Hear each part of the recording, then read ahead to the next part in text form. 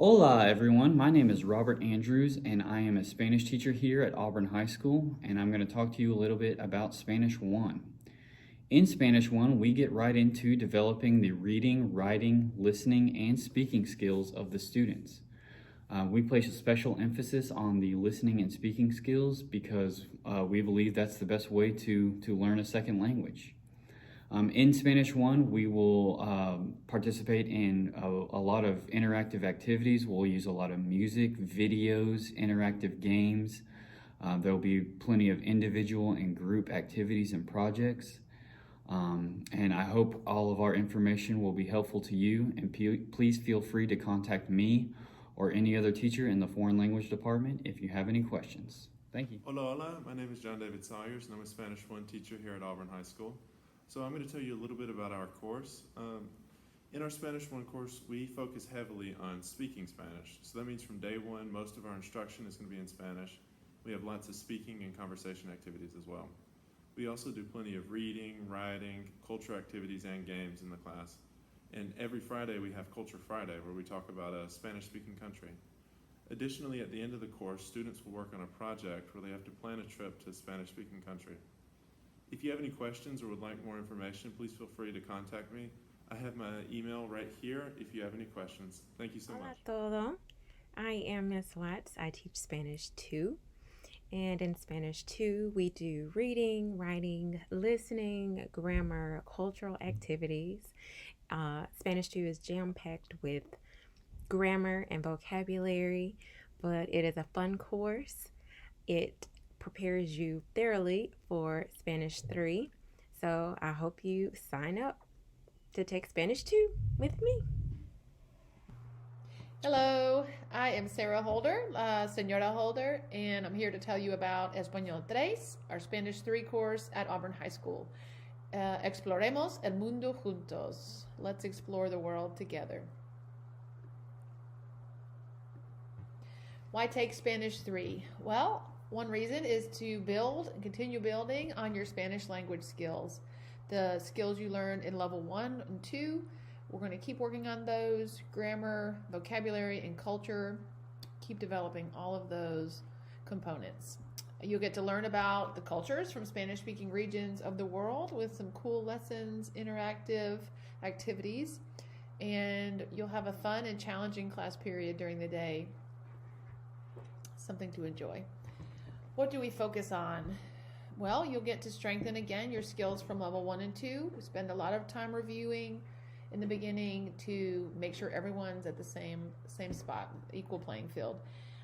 Then we'll move on to some more advanced grammatical structures, prepare students for level 4 and 5 if they choose to continue, or they can use these skills in real life settings when they get out of our course. We get to study some fun vocabulary units, things like travel, arts, sports, nature, medicine, and nutrition, things that you guys can relate to and have fun with when we get to study those. You will be introduced to different cultures, traditions, different travel opportunities around the world, maybe be inspired to go somewhere you never thought of someday. And some of the student favorites, the activities that people like, we have a painting day with our arts unit, some dance lessons, videos about food and travel, popular Latino song activities, some things off YouTube videos, some movies, games, some Nearpod or Kahoot, Quizlet Live, things like that are always student favorites. And finally, our class logistics, just some of the nuts and bolts of things. It's a 1 semester course. We meet every day. We have not had it offered as an every other day course. Not saying that will never happen. It could.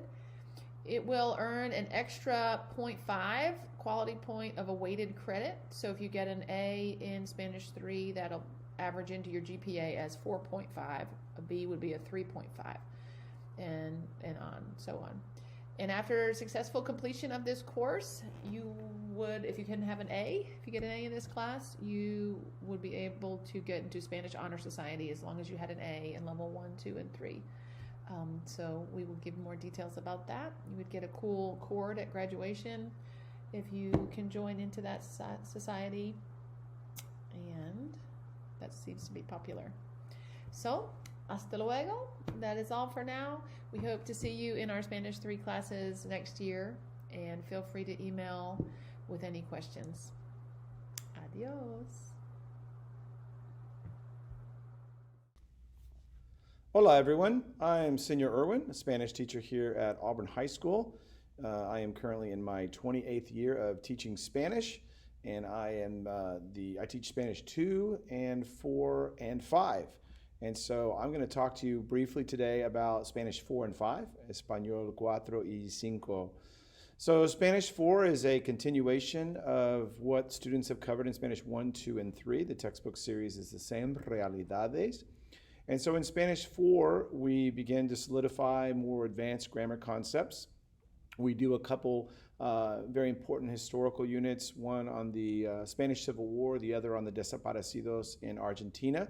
We begin to introduce more literature in this course, many audio-visual activities to help students continue to develop their listening skills, their speaking skills, their writing skills.